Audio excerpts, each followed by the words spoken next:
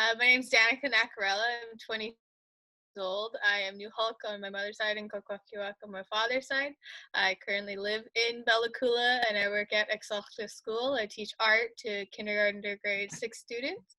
Um, when I'm not teaching, I'm at home. I do my own art practice. I really prefer painting and digital art. But I've had experience carving and doing other mediums of Northwest Coast art. My tattooing has been put on hold due to the virus, but that's one medium I really enjoy is hand poke and skin stitch tattooing. Perfect. Yeah, so you and we met up in Terrace when you were going to the Frida Deasing School, Northwest Coast Art, and you came in with a flurry of already a lot of experience in your design. Can you talk about a little bit how you got started in New Hulk design? Yeah, so I moved to Bella Coola at the age of 12. So that's when I was first exposed and really dove into the art. So in grade 7, we just did like an array of art, lots of painting designs that were done by other artists. So we would just pick a design, slap it on some paper, and paint away. And so we had like Lyle Mack, Alvin Mack, for a while, and then there was Chaz, and we do lots of painting projects, and I just love to paint. So all throughout high school, I would just keep asking my art teachers, like, can you draw me something to paint? Draw me something to paint? Like, I've literally painted everything that there is. Like, I want something new, and they're like, you know what, Danica, like, you're gonna need to learn how to draw. I was like, oh man. So I picked up some books, and I just did my best to copy the works that were in there to learn the form and learn the flow. And then I really just studied the rules, and then yeah, I applied to go to the free design program, so I kind of had a little bit of a head start with my designing. And the free design program definitely pushed me to go the extra mile, and they definitely challenged me, which is very helpful. Perfect. And you started carving at the Frida Deasing School, or were you carving before that as well? Um, Carving was an option. I was exposed to carving. I didn't do carving until the Frida Design program. I felt that I really needed to just allow the program to teach me carving, to come in as a blank slate, so that I can kind of go from there. So we did the knife making, learning how to make our tools from blanks, putting them on handles, sharpening, and then carving, I think, really was beneficial. Instead of just giving a person a knife and a piece of wood, it kind of like melded the two mediums together to understand how they go hand in hand. Yeah, there's definitely a certain amount of, I remember doing that in the free deasing program as well. There's definitely a show of respect as well when you start actually making something from a scrap of steel to a knife that you use to make your canoe bowls with, or your masks, or your spoons with, for sure. So Danica, when you're starting something new, piece of regalia or a new painting or a new design, what's the process that you go through in order to do that? First, I just do some background research. I'll look at other pieces that have been done or that I have done to kind of find my bearings, see what I'm working with. And then I like to draw things to size. So if it's 2 feet by 2 feet, I will draw whatever it is that exact size. So I don't have to.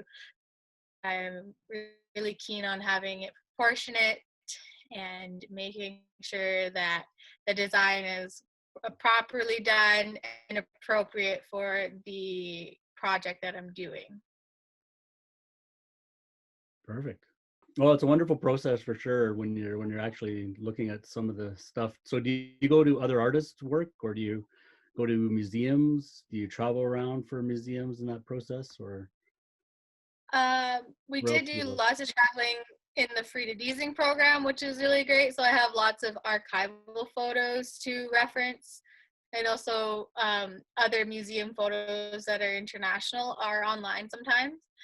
So I'll reference those. And then I'll also reference contemporary artists pieces, not for their designs per se, but to see how they did it, how they approached their project, and what they used is often very beneficial. Okay. Are there any key styles of learning that you picked up along the way? I'm a very tactile learner. I have to do it as the person's doing it. I'm not much of a listen and then do. I need somebody to be there with me doing it at the same time so I can watch and make sure I'm doing it right. I ask a lot of questions. That's my downfall to some people. And I also just do it repeatedly, and write it down to make sure I don't forget the process. And yeah, just perfect practice makes perfect. Oh, say a little bit more about that. um, perfect practice makes perfect. So practicing is one thing, but if you're doing it half lazy, then it's not really your best effort. So if you're gonna draw an ovoid every day, you got to make sure it's the best ovoid, because if you're drawing a lazy ovoid, then there's not really a point in doing it. Yeah, I get it. No, I've had the pleasure of watching you draw daily exercises in school and doing 4 different variations of killer whale paintings, perhaps, and that kind of thing. And it is perfect practice makes perfect is such a great way to describe it. Thank you for that. When you came out of the Frida Deasing School, you started doing different opportunities, and one of the opportunities that came about was doing a design for the BC Ferries. Can you talk about a little bit about that? Yeah, that was a really cool opportunity. So there was a call out for artists to submit their work for the new BC Ferries vessel that was coming to run from Port Hardy to Bella Coola as a direct run. And it's a larger ship, and they wanted artwork for the outside of the boat. And so it was kind of a lengthy process to get all of my work together, but I had lots of support with my reference letters and my designing. And I was lucky enough to be chosen as one of the finalists. And then when it came time for them to choose a winner, they actually chose 2 because they really liked both of our art. So I was actually really, really fortunate that I was one of the 2 artists. So my artwork is on the inside of the vessel, and Richard Hunt was awarded the outside of the vessel, which is really great because Richard was from Port Hardy and I'm here in Bella Coola, so it was like a bit of both of the destinations. So it was a really great process to be a part of, and it was a great learning experience to have my artwork put on a different medium. Oh, perfect. So what did you learn along the way? I think you had to submit a digital file of your image, I think was probably one of them. Yeah, it was, I did a painting of a single killer whale, and they chose, so I submitted 4 designs, 4 variations of what I pictured or what I could do, because we weren't really told what general space we were working with. We were just told that it's called the northern sea wolf, and this is what we want it to emulate. So I did 4 variations of killer whales, and they chose one, and then they had given me kind of a Adobe Illustrator kind of format to show me what it was gonna sit on. And so I had to get help by making my design into a vector image. And then not only from that, we added 2 more smaller killer whales to kind of fill the space. And that was a learning experience because I have no idea how to do vectoring or where to start to get somebody to do that. So it was quite interesting getting the help from my peers to make that happen. That's one thing that I've always admired you about how resourceful you can be with trying to get something that you have in your head out into the world. It's been a pleasure to watch for sure. Yeah, I really like to bounce my ideas off of people and make sure I'm doing things right, or that I have a clear vision and that I'm not cloudy minded. I always like to get another person's perspective. I think that's very important, and it's always good to like humble yourself and remember that you're still learning. Yeah, for sure. Definitely. Do you, when you're working on your art and you're sitting in your room doing a painting, what artists inspire you? I feel like no matter what, I can't get Dempsey Bob out of my head. He will always be in the back of my mind, telling me to do it right, make it the best. And also Robert Davidson. Robert Davidson gives like really great advice. And being around him and watching his work ethic is phenomenal. And it is super inspiring to watch an artist who's been working for over like 50 years um, be so giving with their knowledge that it it reminds me that no matter what I'm working on, like somebody's gonna look at it, so it has to be the best that I can make it. So a lot of the work that you're doing now, I know you've moved from paint and paper and have gone to the digital world. You did some tattoo. You did a tattoo workshop a few years ago. I can't remember. I think it was. You can do well. Maybe you can tell us a little bit about your tattoo experience. Yeah, so in June 2017 or May of 2017, I applied for the Earthline Tattoo Residency program. So Kelly Clifton recommended it to me as she met Jordan Bennett and Amy Malbuff in Santa Fe, and she was like, "Hey, like you need to do this program." I had no idea what it was. I was like, "Okay, sure." And it was a 4-week tattoo residency. So I went to Kelowna along with 5 other participants from all over Canada, and it was a grant funded program. So it was the second year that this program was being done. Dion Kazis, Amy Melbuff, and Jordan Bennett put the program together, and they wanted to teach people how to tattoo safely in smaller communities, because Dion Kazis worked in a tattoo shop for 10 years, so he would travel to the smaller communities around Salmon Arm, and he would see people tattooing each other in not a very healthy way.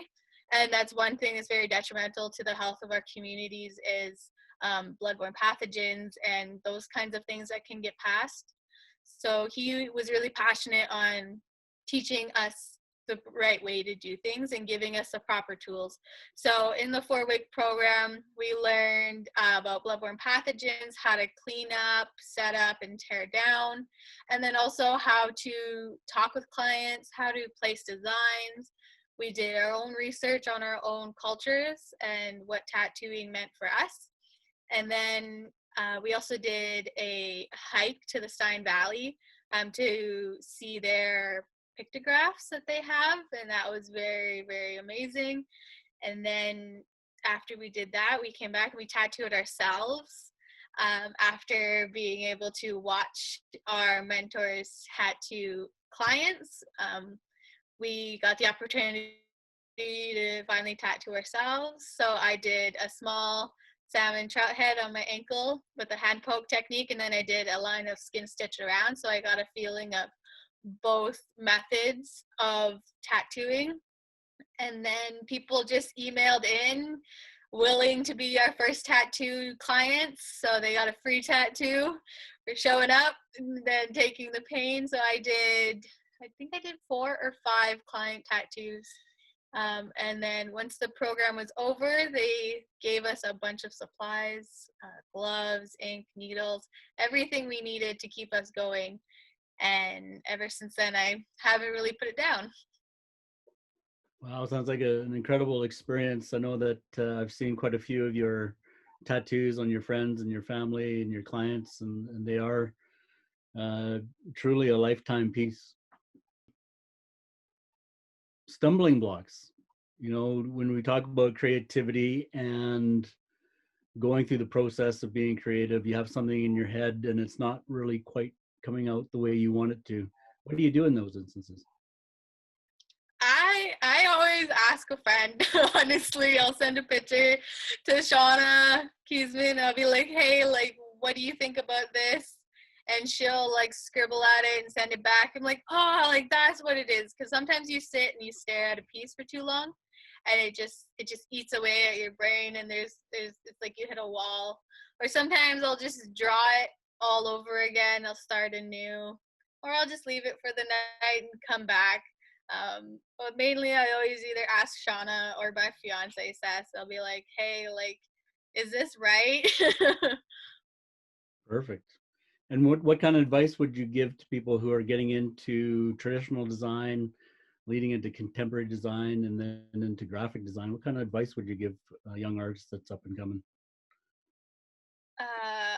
I recommend going right back to the basics.